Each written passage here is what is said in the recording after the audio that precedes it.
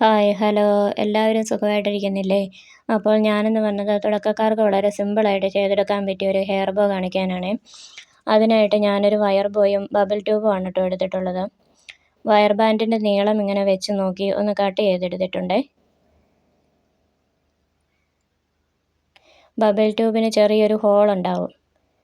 Glitter tube പോലെ തന്നെ ചെറിയൊരു ഹോൾ ഉണ്ടാവും. ആ ഹോളിനകത്തൂടെ വയർ ബാൻഡ് ഒന്ന് കയറ്റി കൊടുക്കണം.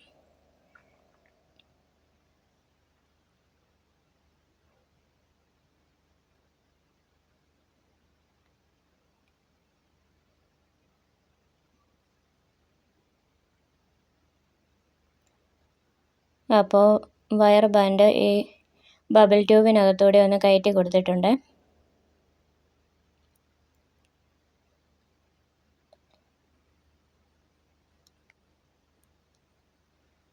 ഇനി അപ്പുറവും ഇപ്പുറവും കുട്ടികളുടെ തലയിലൊക്കെ കൊള്ളാതിരിക്കാനായിട്ട് എൻഡ് ബീഡ്സ് ഒട്ടിച്ച് കൊടുക്കണം. അപ്പോൾ പശ തേച്ച് എൻഡ് ബീഡ്സ് ഒന്ന് ഒട്ടിച്ച് കൊടുക്കുക.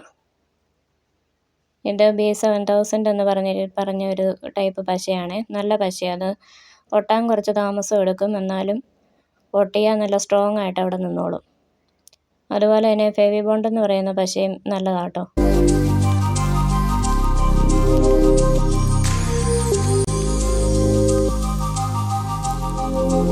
എൻഡ് ബീഡ്സ് ഇങ്ങനെ കയറ്റി കൊടുത്തിട്ട് പതുക്കെ അങ്ങോട്ടും ഇങ്ങോട്ടും ഒന്ന് അനക്കി കൊടുക്കുക. അപ്പോൾ പശ അതിനകത്തായിട്ട് നന്നായിട്ട് കയറിക്കോളും.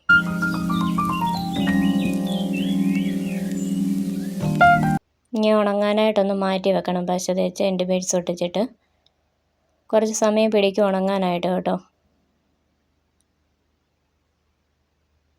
അപ്പോൾ സിമ്പിളായിട്ടുള്ളൊരു ഹെയർ ബാൻഡ് റെഡി ആയിട്ടുണ്ട്.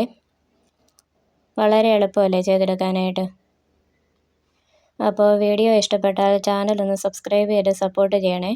അടുത്ത വീഡിയോയുമായി വീണ്ടും കാണാം. ബൈ.